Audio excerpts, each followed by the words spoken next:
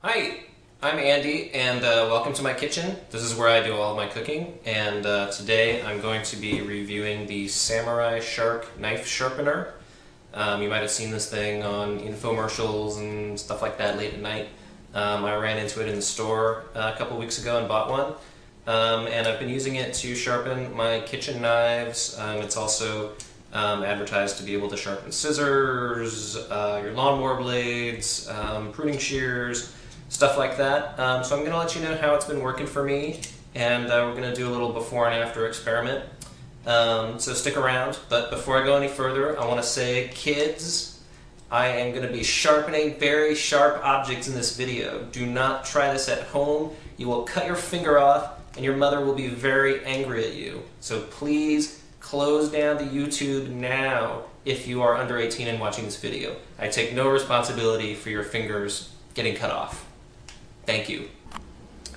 So the way the Samurai Sharp works centers around its carbide steel blade. This is a flat piece of metal that's made out of carbide steel, which I understand is stronger than the steel that's used to make most kitchen knives, and that's how it's able to wear it down and sharpen your knives. And what you'll notice is that there's one blade in the middle. It looks sharp, but it's actually not at all sharp on the sides. And it looks like a sharp point, but even that is not sharp enough to cut you. So this product is pretty safe, I think, to handle with your hands. It's not going to hurt anybody. And what you see is, you see the one blade, but there's also a V that blade is set into. And what that does is it creates two grooves for the knife to go into, and each groove will sharpen it on either side. The center blade is flexible. It moves back and forth a little bit so it can adjust as you're sharpening. And if that center blade ever gets out of whack, there's a small knob here that allows you to adjust side to side how well centered it is, so you can keep it in the center for even sharpening. When you read the instructions on the Samurai Shark, the first thing that it'll tell you is to notice this little groove or hook on the side of it. And the position, this is important for the position that you're supposed to use the Samurai Shark in, which is on a flat surface, firmly in the reverse position, like so. You want to hold it with a little bit of backward tension and a little bit of downward tension to keep it stable. And once it's in that position, you simply hold it in place, put your knife on one side of the blade, and pull straight down. Now I'm going to move the knife from one groove to the other side and pull down again and alternate. Keep the knife perpendicular. Now you'll notice the first thing that I noticed, which is that my knife is hitting the table every time it comes down. And unfortunately that has left a couple of grooves on my kitchen table. That's really okay. This isn't an expensive table and it's already pretty dinged up, but you might want to do something to try to control that. And what I did was I took this piece of scrap plywood that I have lying around and placed it on my table. Placed the Samurai Shark on it so that when the knife falls down, it won't actually hurt my furniture. I have used it like this, and I put something heavy on that end of it so that it doesn't tip up. And this seems to work pretty well. Doesn't seem to hurt the knife much because the wood is pretty soft, but you do want to be careful not to nick your furniture. The other feature that the Samurai Shark offers is this retractable blade on the other side. You unscrew this knob and then push it out. And again, this is a small piece of very hard carbide steel. It is not really sharp to the touch. I don't recommend licking it, but this isn't going to hurt you, most likely. And this is there to allow you to sharpen things like scissors that don't fit so well into this even grooved knife sharpener side. And the way you would do this is simply by holding the scissors steady and then scraping with the carbide steel until you have sharpened the edge.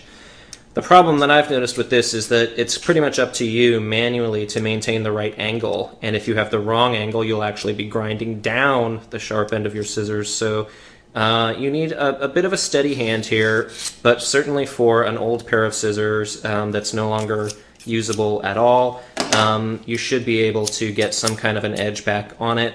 It's not a precision instrument by any means for this type of sharpening, but I was able to increase the sharpness of these scissors by a little bit.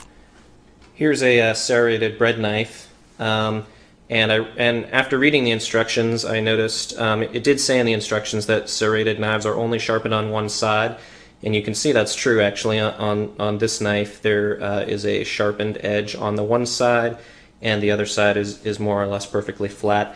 And the way that they recommend you sharpen a serrated knife is by taking that side that does have the edge and moving the samurai shark down it. Again, it's pretty much up to you to get the angle right, and this is a little hard to do because it gets stuck in the grooves of the serrated blade. But if you have a steady eye and a steady hand, you may be able to get something done there, although I don't know, I wouldn't be too sure about that one. So I'm sure you want to know how well does the samurai shark actually work for sharpening a knife. What I've got here is an old IKEA brand kitchen knife. It's really pretty dull. I keep it around for things where I don't care about damaging the knife. Like if I'm going to cut something rough or hard, I'll use this one. If I need an ice pick or something like that, that's what I'll use this one for. And we're going to do a little before and after and see how well the samurai shark performs on this blade. Still looks to be good, but might be a little overripe, a little past its prime, and I'm going to use it as the sacrificial experiment object. And let's figure out how dull this knife is. That's 4, 5, 6, 7 cuts to break the skin of the lemon, and one more good one to slice through it. So as you can see, the knife works, but pretty darn dull. So let's sharpen this knife up a little bit and see how it does afterward. And 1, 2, 3, 4, 17, 18, 19, 20. And you can hear a little bit of grinding while that's going on. And the first thing I'm going to do is just wipe the blade a little bit. You can see we're getting a little bit of a dark grit on there that may be ground bits of knife blade. And I can actually see visually a little bit of what looks like a newer knife edge on there. So let's try this again, and I'm not going to apply any more force than last time. I believe it was 7 cuts to get through, and wow, that was a lot better.